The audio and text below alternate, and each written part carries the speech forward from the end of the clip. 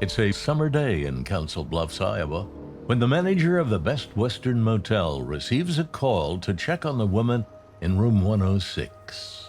The hotel received a call from her place of employment wanting them to do a welfare check because she hadn't shown up for work that day. At that point, housekeeping staff, along with an assistant manager, went to room 106, knocked on the door, and that's when they discovered the body of a female lying on one of the beds in the room.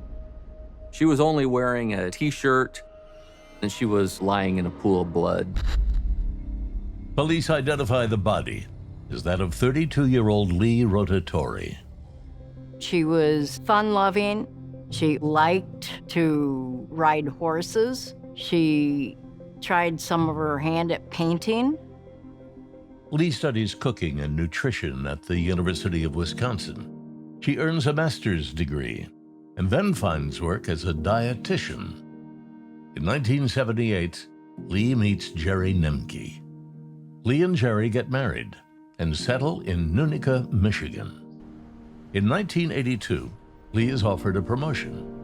The position in Council Bluffs, becoming a head dietitian at the facility there. Lee moves to Council Bluffs with Jerry soon to follow with their mobile home. But just days after she starts her new job, Lee's life is cut short.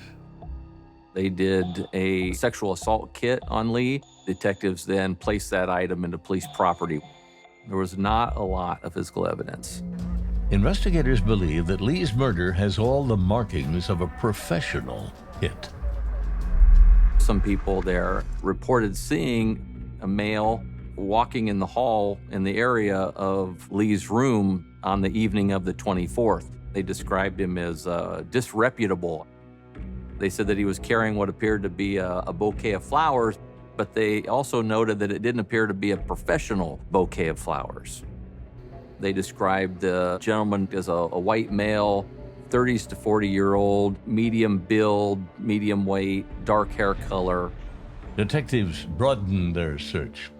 They turned their attention to Lee's husband, Jerry Nemke, and uncover a bombshell. It was learned that Jerry was convicted of murder back in 1960.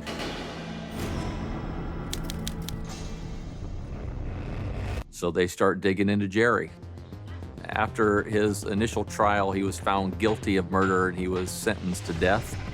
Jerry filed an appeal. There was a retrial in reference to the obtaining of his confession that he had provided to police at the time of his arrest in 1960. His confession was ultimately thrown out, and even without his confession, Jerry was again found guilty of the murder of Marilyn Duncan. At that point, he was sentenced to 75 to 100 years in prison.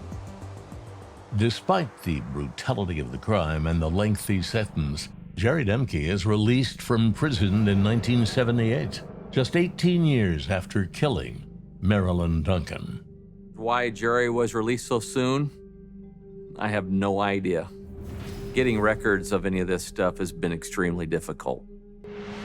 But when you have a guy that does something like this, he was like a poster child for a suspect. Detectives focus on Lee and Jerry's relationship. Jerry gets out of prison in 1978. He marries Lee in 1978 within, months after being released from prison.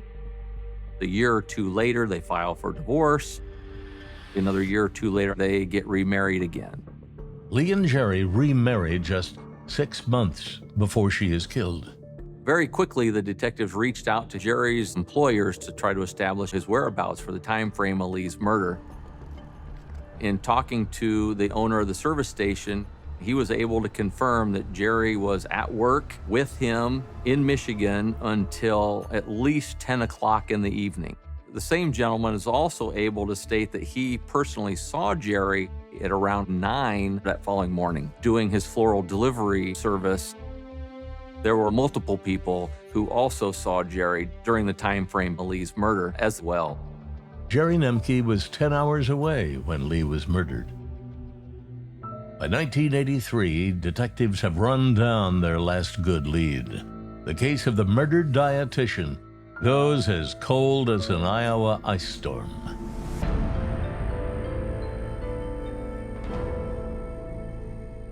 The captain comes to me one day and said he was watching a special about the Golden State Killer. He was caught using genetic genealogy. And I was like, I'm totally on board.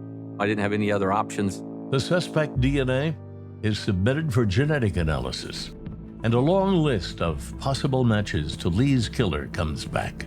Our initial response was an enormous family lineage. It was literally printed out, and it was 6 feet long along one of our detectives' desks.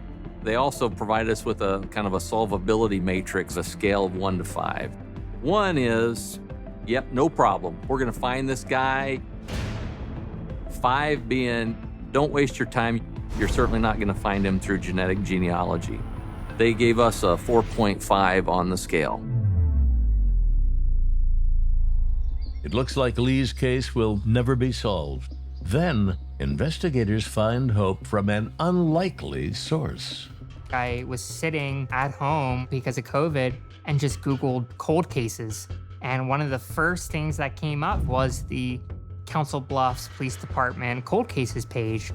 I just sent an email, hey, here's a little bit of my background. If you have a case sitting around, I want to volunteer. And I didn't think it would work. Eric started with a giant list, and he would call us and say, okay, call these 5 people and see if you can get them to willingly put their DNA into the genetic genealogy database. Eric cross-references the new DNA profiles with public data sources. I get a phone call from the kid, and he says, yep, I found his great-grandparents or his grandparents. He goes, yep, I think we're going to be able to solve this. That match led us to a group of 4 brothers. It was determined that 2 of them were deceased at the time of the homicide, and that one of them was of such a young age that he was not a viable suspect. We were able to locate a daughter of our suspect who provided a DNA sample, and it was verified that Thomas Oscar Freeman was the name of the individual. Unfortunately, that was followed up very quickly with, oh, but he's been murdered and he's dead. Detectives scour Lee's case file and find a shocking connection. Through the gentleman who owned the floral shop where Jerry Nemke had worked, it was learned that in the weeks prior to Lee's homicide, Jerry Nemke had received 3 different phone calls from an individual he identified as Tom or Jim.